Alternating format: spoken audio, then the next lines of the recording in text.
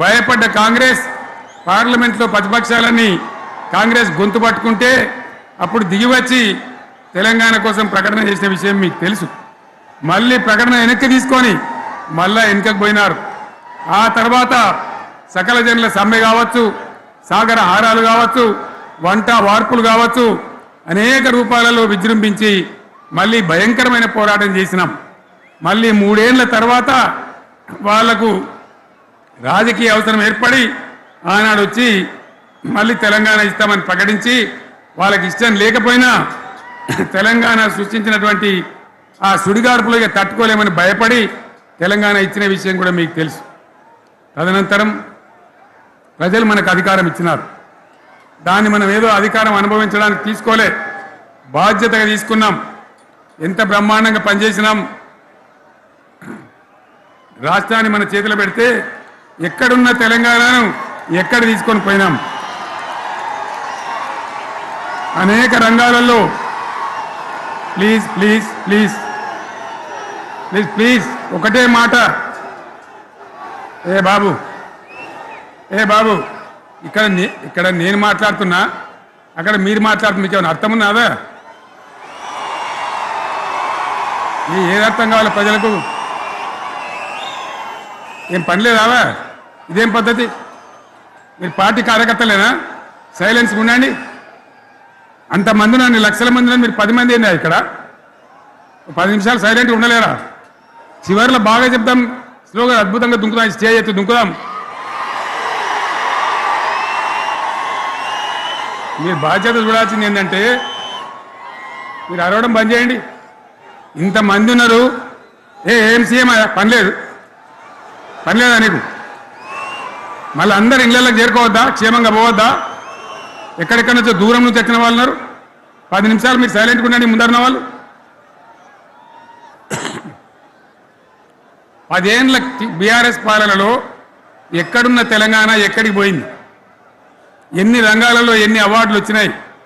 ఎన్ని అద్భుతమైన పనులు చేసి చూపెట్టినాం. తెలంగాణ అంటే ఒకప్పుడు వెనుకబడ్డ ప్రాంతం, ఎగతాళి చేయబడ్డ ప్రాంతం, పనికిమాలిన ప్రాంతం అని పేరు పెట్టిన ప్రాంతం. కానీ ఎన్ని రంగాలు, తలసరి ఆదాయాన్ని బ్రహ్మాండంగా పెంచినాం. 90,000 ఉన్న తలసరి ఆదాయాన్ని 3.5 లక్షల పైచీలకు పెంచుకున్నాం. జిఎస్డిపిని దేశంలో నంబర్ 1 స్థానానికి తీసుకెళ్ళినాం. తెలంగాణలో బ్రహ్మాండంగా పెండింగ్ ప్రాజెక్టులన్నీ కూడా కంప్లీట్ చేసుకున్నాం. కల్వకుర్తి కావచ్చు, నెట్టెంపాడు కావచ్చు, భీమా కావచ్చు, ఎల్లంపల్లి కావచ్చు, మిడిమానేరు కావచ్చు, అక్కడ మేఘాల మీద పనిచేసి దాన్ని అంతా కూడా కంప్లీట్ చేసి ఒక్క పాలమూరు జిల్లాలోనే 10 లక్షల ఎకరాలకు సాగునీళ్ళు ఇచ్చుకున్నాం. బ్రహ్మాండమైనటువంటి ఇరిగేషన్ ప్రాజెక్టులు కంప్లీట్ చేసుకున్నాం. 3.5 లక్షల టన్నుల వడ్లు పండించే స్థాయికి తెలంగాణను తీసుకొని పోయినాం. వరంగల్ గడ్డ కోసం, ఇదే జిల్లా కోసం పెండింగ్లో ఉన్న దేవాదుల ప్రాజెక్టును కంప్లీట్ చేసి ఈ గడ్డకు నీళ్లు తెచ్చుకున్నాం. 3 ఏళ్లలో కాళేశ్వరం ప్రాజెక్టు కట్టుకున్నాం. వాగుల మీద, వంకల మీద చెక్ డ్యాములు కట్టుకున్నాం.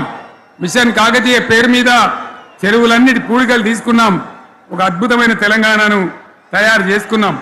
పడావు భూములన్నీ పంట పొలాలుగా మార్చుకున్నాం. ఆనాడు బీఆర్ఎస్ పాలనలో చెరువుల నిండా జలరాశులు, రైతుల కళ్ళాల నిండా ధాన్య రాశులతోని బ్రహ్మాండంగా తెలంగాణ అద్భుతంగా పురోగమించిన విషయం మీకు తెలుసు. పంజాబ్ను తలదన్నే పంటలు పండించిన విషయం కూడా మీ అందరికీ తెలుసు అని నేను మనవి చేస్తా ఉన్నా. రైతు కష్టమేందో నాకు తెలుసు. నేను స్వయంగా రైతును కాబట్టి రైతాంగాన్ని కడుపులో పెట్టి చూసుకున్నాం. మీ అందరికి ఒక మాట చెప్తా ఉన్నా. ఈ దేశంలో షేర్షా సూరి అని ఒక రాజు ఉండే. ఆయన కాలంలోనే రెవెన్యూ సంస్కరణలు తెచ్చినారు. నేను చెప్పే మాట మంచి వినాల మీరు. చరిత్ర పొడుగుత చూస్తే షేర్షా సూరి నుంచి స్వతంత్ర భారతం వచ్చిన తర్వాత ప్రజాస్వామ్య ప్రభుత్వాలు కూడా రైతుల దగ్గర రకరకాల శిస్తులు వసూలు చేసినారు. రైతుల దగ్గర డబ్బులు వసూలు చేసినారు.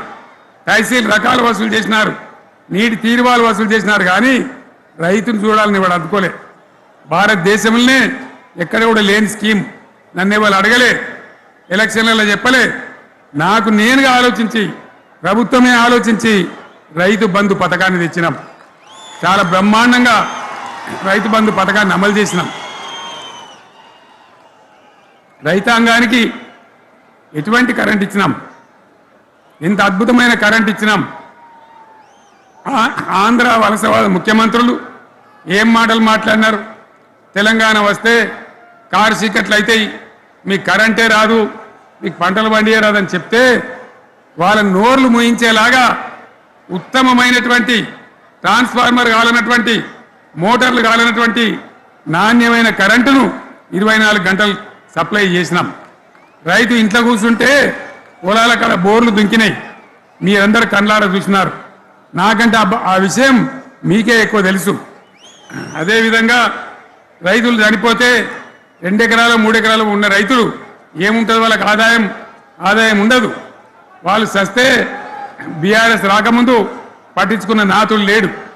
అదే బీఆర్ఎస్ వచ్చిన తర్వాత రైతు బీమా ఇచ్చి వాళ్ళు చనిపోయినాక 8 రోజుల్లోనే వాళ్లకు రైతు బీమా అందే విధంగా ఆనాడు చర్యలు తీసుకు